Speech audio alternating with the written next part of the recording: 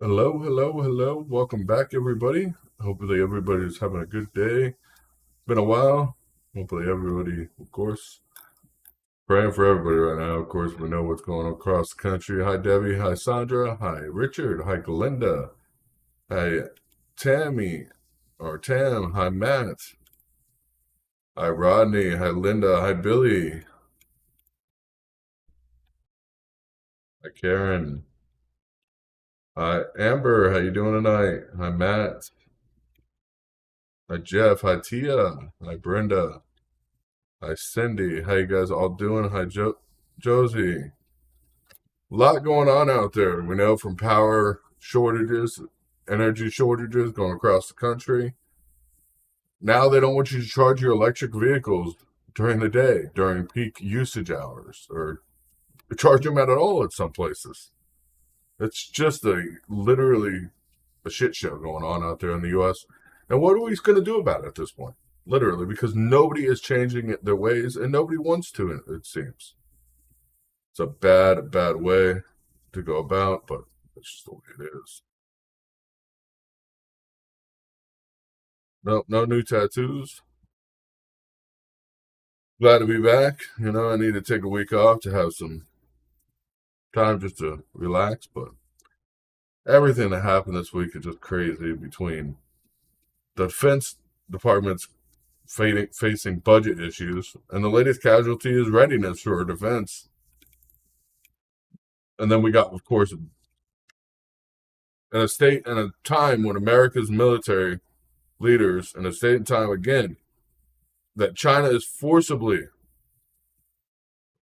assault on Taiwan, and therefore our response to it and the near-term challenges, given the lengthy time to plan, program, build, and field a credible combat power, it's a serious problem. It's really one of today. Its alarm bells should be sounding in everybody's ears as they're listening to this. It is ridiculous because, of course, Biden went directly in Taiwan and said, we will back Taiwan no matter what. Congress, of course, the president's latest defense budget cuts for readiness is ridiculous. And they're pushing it again. That's what Congress is pushing right now. So we can just imagine that given this ongoing support for Ukraine, is stranding some of the key U.S. military supplies, like munitions, like rockets, ground-based rockets. Those are huge issues that we're going to be facing if we get into a fight with China. Everyone at this rate should be concerned with a China fight. And it would demand even more and faster production of this equipment that we've already given away at ridiculous rates. It is a hard pill to swallow, but it is one that we have to face.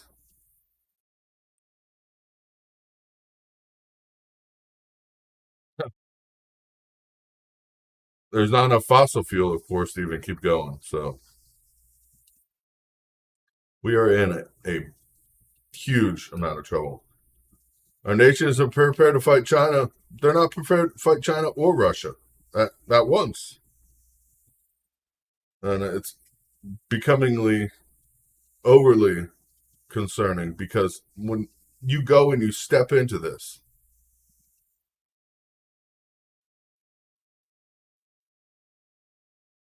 It's just ridiculous. I mean, looking into anything that's happening out there, we have food shortages and a drastic measure. Now people are openly admitting that, I mean, 77% of economists are saying we're going to face a extreme recession, minimal. I mean, and the recession is not going to be on the dollar like we're looking at, like we looked at in 2008. It's going to be on food. That's going to be the main concern. And when you have a recession based on food, like events that are coming, it is a huge problem for Americans. With something we will be facing for years and years to come. Starvation, of course, takes more lives around the world every day than anything else. I don't know if monkeypox is actually spreading or not. I'll talk about that in a minute because there's so few cases of monkeypox. It seems like it's another COVID, another reason to try to control the people. I don't know if you guys looked at the World Health Organization's new thing that they want the U.S. to sign, but it would give them power over U.S. law, over the U.S. Constitution, for any kind of health health issues. And that's exactly what they're planning with who. But this military budget thing is a hot mess. From the production lines that just can't even keep up with the freaking way we're giving out weapons, literally. The administration requested $119 billion for readiness compared to the 2020 $109 billion budget. That's a 9% increase. But it's a decrease in real terms because the amount of supplies we're supplying to other countries is well above that $119 billion. So, of course, the investment budget would need to be at least $133 to even keep up with what we're giving away for next year. And it's not happening. There's a $26 billion gap in what the budget request provided once adjustment for inflation and funding they would need to maintain the buying power of 2019 levels even. This is a drastic situation. Of course, Biden, you know what Biden said the other day when he spoke, and he spoke today, that U.S. would respond militarily if China attacked Taiwan. But of course, the White House insists there's no policy changes, so I don't know where that's coming from. No policy changes, but we're gonna stand with Taiwan. The United States will intervene militarily if China attempts to take Taiwan by force. A warning that appeared to be devoid from the deliberate, ambiguous, traditional talk held by Washington. The White House quickly downplayed the comments, saying that they don't reflect the U.S. policy.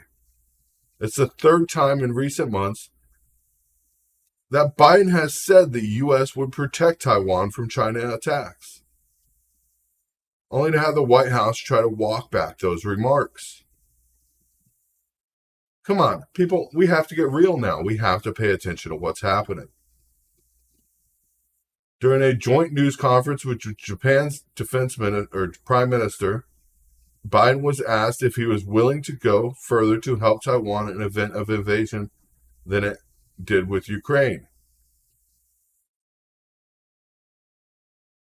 He said, quote, "You don't want to get involved in Ukraine conflict military for obvious reasons. Are you willing to involve military to defend Taiwan if it comes to that point?"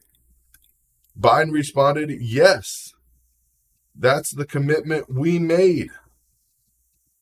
We agree that the China One policy, we agreed with China One policy, or One China policy, we signed it, and all attendees' arguments made from there.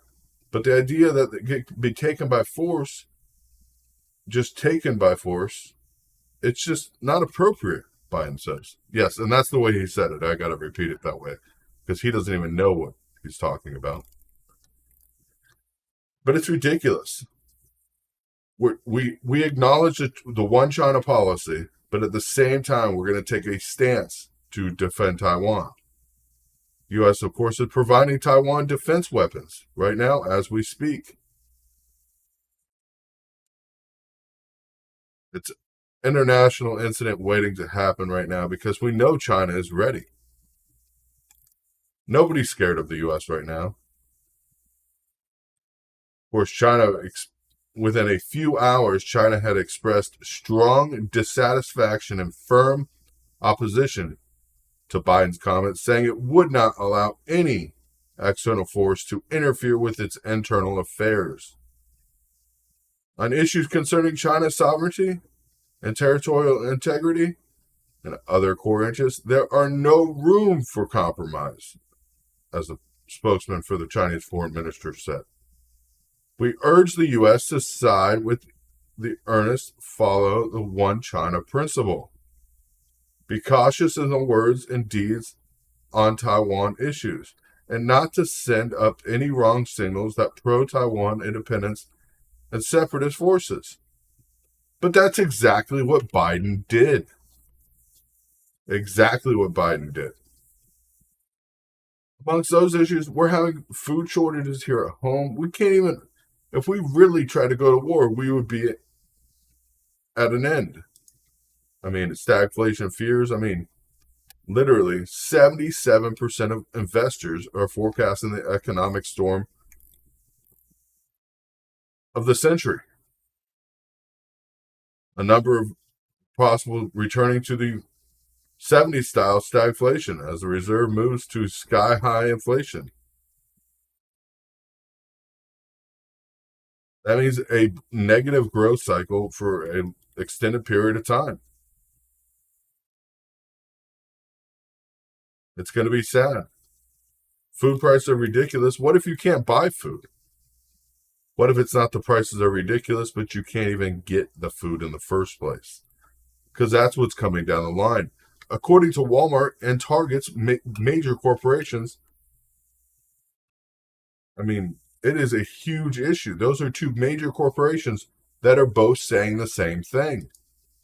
I don't know if you guys have heard this, what Walmart and Target have been coming out and saying about issues with the supply chain and the trouble ahead for the economics and the markets. Walmart and Target foreshadowing more consumer stress among these key points, with increasing supply or increasing costs and decreasing supplies. They know this well ahead of time. They're part of the biggest supply chain in the globe. So people should be looking at this when you see big companies talking about this. Yes, I am taking calls. Definitely, Billy, if you want to call in, we'll talk. But when you see huge corporations stating that this is a problem, yeah,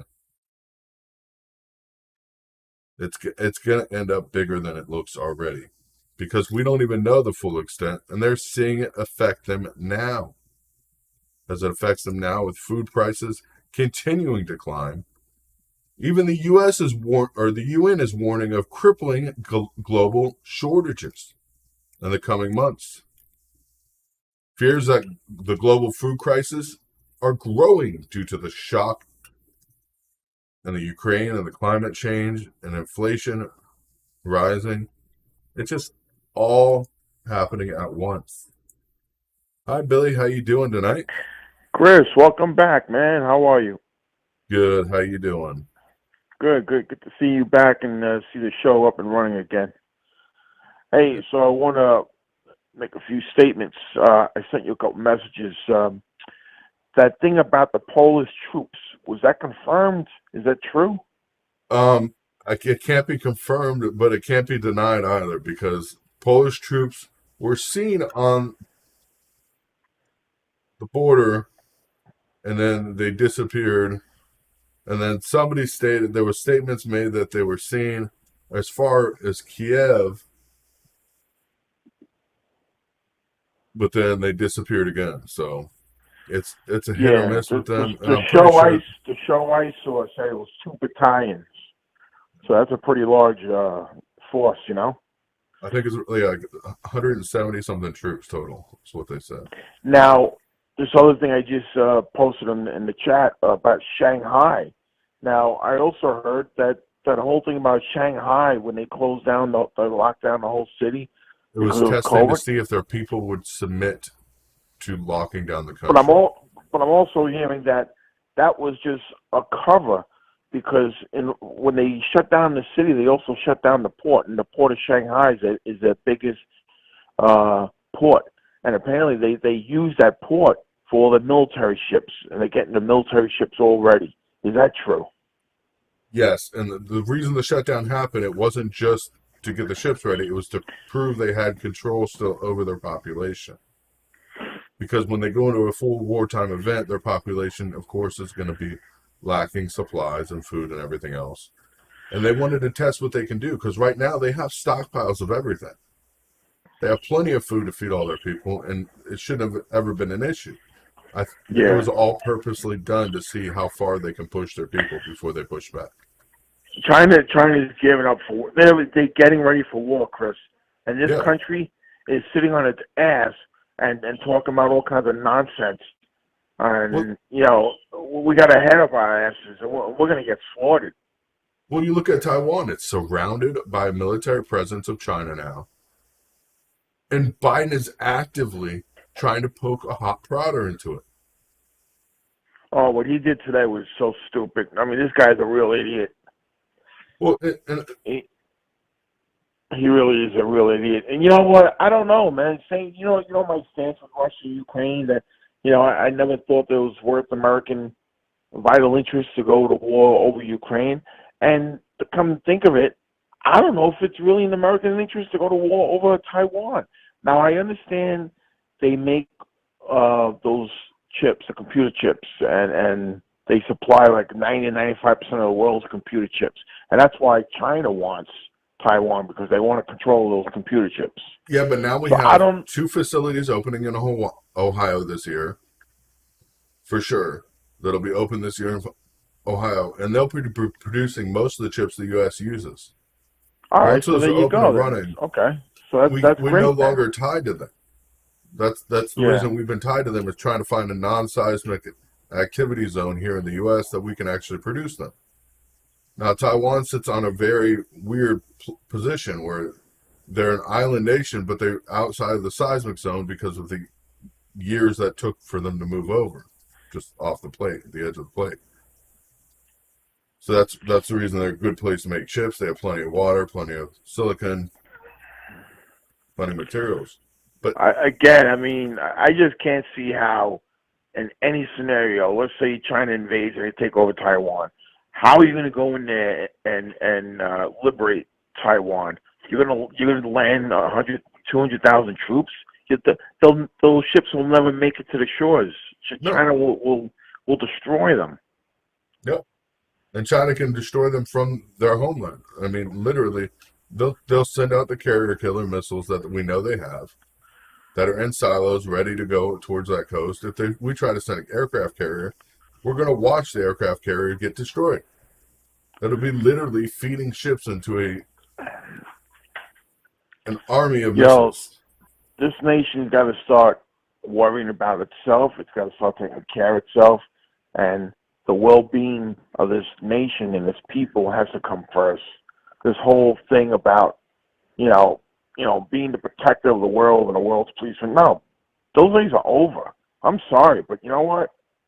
I mean, a lot of people got to start, defending their own existence and their own nations and their own being. I mean, we can't keep going on getting into these wars that have no vital interest for American existence.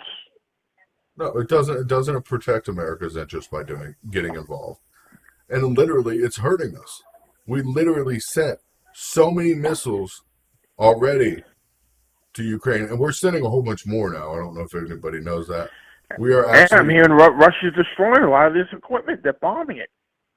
the Ukrainians are using it like they used. I want to say 27 Javelin missiles to destroy one tank because they kept missing. Javelin Yeah. missiles are not cheap. It's not something that you just go and mass produce. They take No. 18 months from start to production to end. Yep, exactly. Our Hey, stockpile is gone. Two more quick things. Number one, I watched a video on YouTube, and they showed the Azov Battalion members walking out of the Avrostol uh, steel plant, so that they finally surrendered. And so they showed the Russian soldiers, searching them all on the road there, and they were taking off their jackets and shirts, and they were I guess they were logging or documenting their tattoos. Chris, every single Azov Battalion member that they showed had tattoos. They were all Nazi tattoos. The Yeah. one guy had he had a I mean, the artwork was beautiful, but it was a tattoo of Adolf Hitler on his forearm, clear as day with the Nazi salute. You saw Nazi crosses, swastikas, everything that had to do with Hitler and the Nazi movement. These guys all had these tattoos, but yet you don't hear the mainstream media talking about it. Like one guy was saying to me, "Whoa, I didn't know that was a Russian propaganda film." I'm like, Well, "Come on, dude! and that's the thing. You Like, knew and they I've were." I've been talking about this since the beginning. That's the thing mainstream media needs to focus on is the truth of why Russia is there in the first place. I mean, the truth of why Russia's there is a big, big deal. Russia's not there Yeah, just like everybody's saying, oh, Russia just trying to take land. They've tried to tell the UN since 2014 this was going on. And the UN didn't want nothing to do with it. And then we yeah. see Russia step in and do something about it, and all of a sudden it's a Have you problem. have you noticed though, Russia? Like, there's no war really going on in the north and the west part of Ukraine. It's all in those areas where um, the Russians took the territory that they rebelled after the Crimea, Russia right? has increased attacks where munitions have been coming across the border. And we don't hear a lot about that because that would look Yeah. really bad. That's where they're destroying the munitions that all these countries are sending. Oh yeah, Russia's yeah, sending exactly. through Belarus. They're sending jets in and literally just blowing up whole Yeah, entire our stuff that shipments of we're materials. we're handing over is getting all blown up. Hey, one last thing I want to say. Did you hear about General Milley addressing the West Point graduates the other day? There's videos on YouTube about it, and he was telling them to get ready for uh, the type of war that's coming. And he was talking about the war's going to be like fought with all like kind of robotics and artificial intelligence, like drones and robotic soldiers and stuff. Like, did you hear anything about that? Did you see that? Yeah, it's about cyber warfare. That's what they're Yeah, teaching now at West Point. That's a big thing. It's really weird. But yeah, that's they're teaching is all cybernetics and warfare. That's I mean, it is the future, but it's not now. That's the biggest yeah. thing, and we're All facing right, it man. now. Well, listen, I'll let you go. It was great talking to you. I'm happy that you're back and the show's back online. Yep. God bless, man. Stay You strong and too. stay Talk to you safe. soon. Bye bye. Yeah, but it's getting interesting out there as we watch what's happening. Literally, anybody can turn on the news and see the news is covering half of what's actually happening. Half of what's happening. Not even the half that people need to hear about.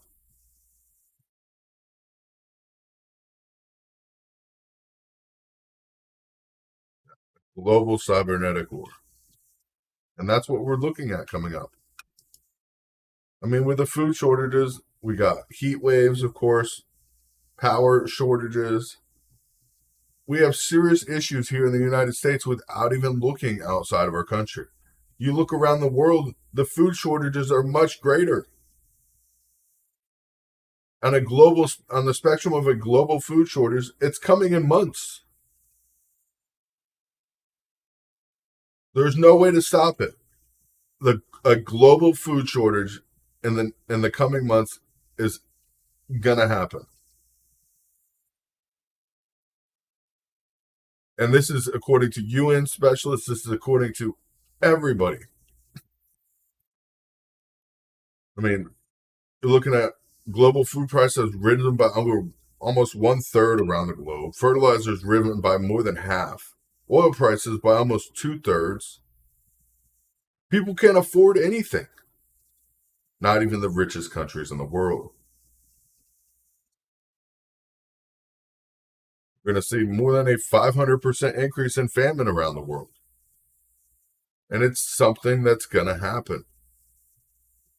500% more people are going to be in famine conditions.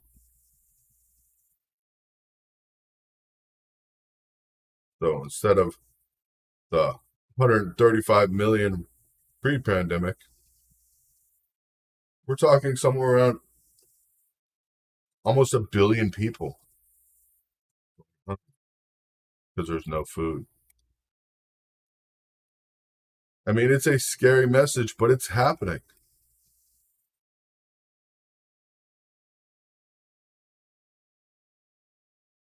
Food banks right now, over 200 food banks in the Feeding America network now. Around 65% of those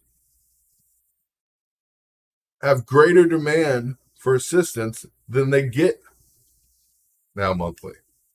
There are literally food lines forming already. 65% greater demand than food or assistance they can provide. That is a ridiculous number.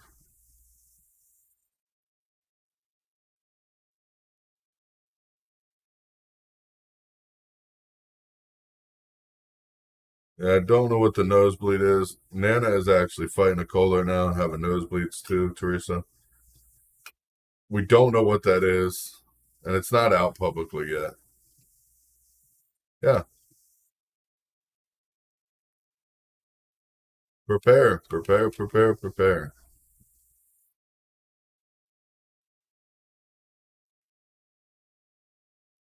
We already have food shortages. So that's the problem. We already have food shortages. We just took formula from Germany. Do you know how small amount of formula we actually took? I don't think people understand this because we made it sound like we got this great amount of formula. Literally, that's less than a week's supply of formula for the U.S. Less than a week's supply. People can't afford food now.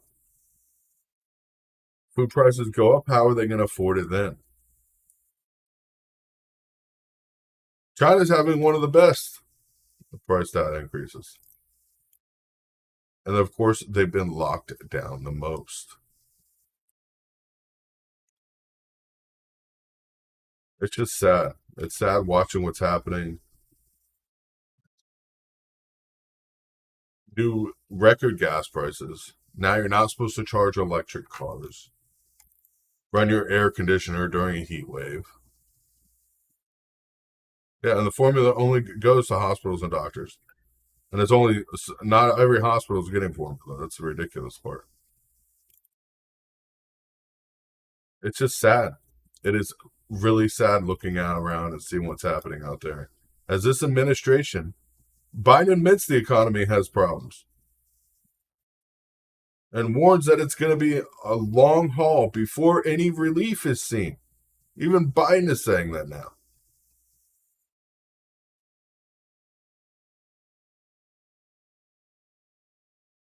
Even Biden is admitting that. I mean, California is facing mandatory water restrictions as the droughts drag on. And the drought's just not in California. It's in 74% of our country. 74% of the U.S. is facing drought. We have a fertilizer shortage like never seen before. Yeah, we've got more corn crop in the ground, but now we have only the soy crop. We just don't have the fertilizer for it.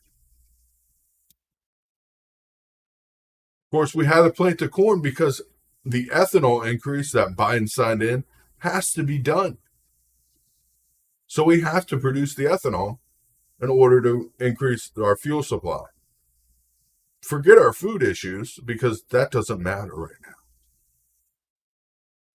Even though that's what something, when you outlook an economy and you outlook and you forecast, is a big issue. We're seeing major plants slowing assembly lines because they don't have the product to produce.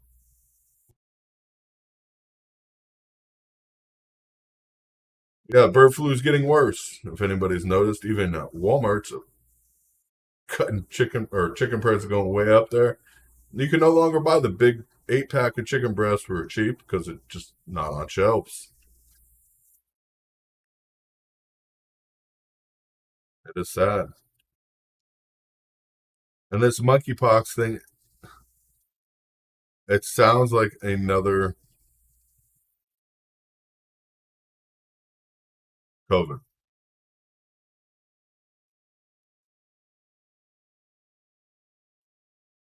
Yeah, gas pumps are being changed to a lot over $10 a gallon.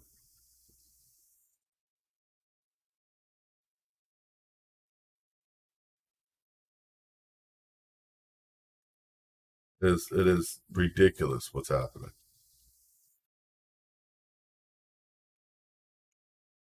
You look around the world and it's happening everywhere. It's not like it's just happening here in the US. So expect long-term issues. If it was only happening here, it'd be one thing because it wouldn't be a long-term issue. But this is becoming a long-term issue. It is happening everywhere in the globe, not limiting to one or two places.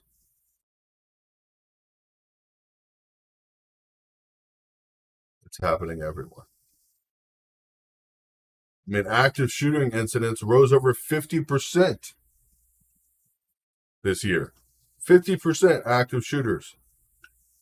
You know why? Because people are getting desperate.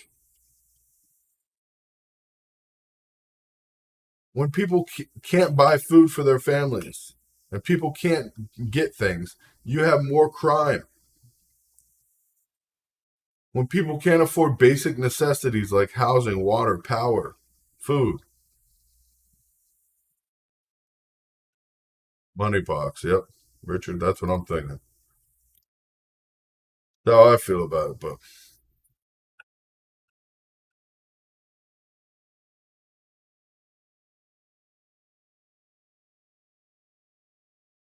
it's sad, sad, sad face of what we're heading. Yeah, gas prices are going to keep going up, and that's another thing. We're going to increase the amount of ethanol in fuel, but of course, corn is at an all-time price per bushel. That means more corn is going to be used to produce ethanol, which ethanol is going to cost more than gas right now. So it's going to increase the gas price temporarily until we can't produce enough ethanol to keep up with the demand because it's just not logical. It's never been logical to sell ethanol as gasoline because it costs a lot more to produce. So we're going to see the price increase in fuel and that, along with the shortage of actual oil, shortage of food, which is all going to be compounding amongst people in here in the United States. It is sad.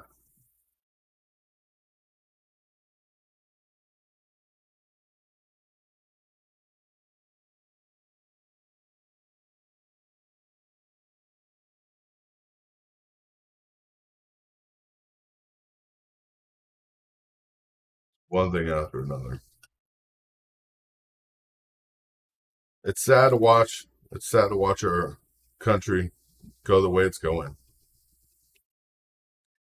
But it's something we're going to have to face here and in the near future as we get ready for what could happen, whatever it may be. We got to pray and stand together. Yeah. Electric rates are going to go up. Brian, I'm sure you've heard that. A lot of people will be getting those notices in the mail soon. When big investment companies are pulling out of U.S. companies, there's a huge issue. But I want to say God bless you all. Thank you guys for being here with me. I'm going to be on from now on Monday nights, Wednesday, Friday, and Saturday. So those are the nights I'm going to be live. I will be covering everything that's happening, trying to get everything going for everyone so everybody can understand.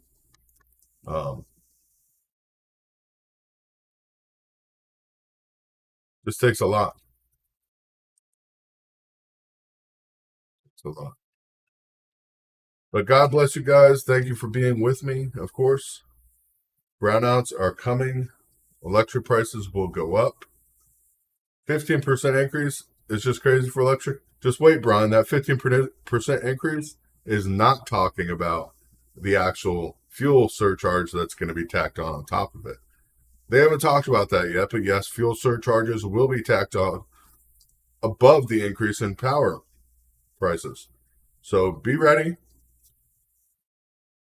be here, and we will keep you informed with everything we can. And thank you guys for supporting the channel and being here and being part of the Real News Live team. God bless you, and good night.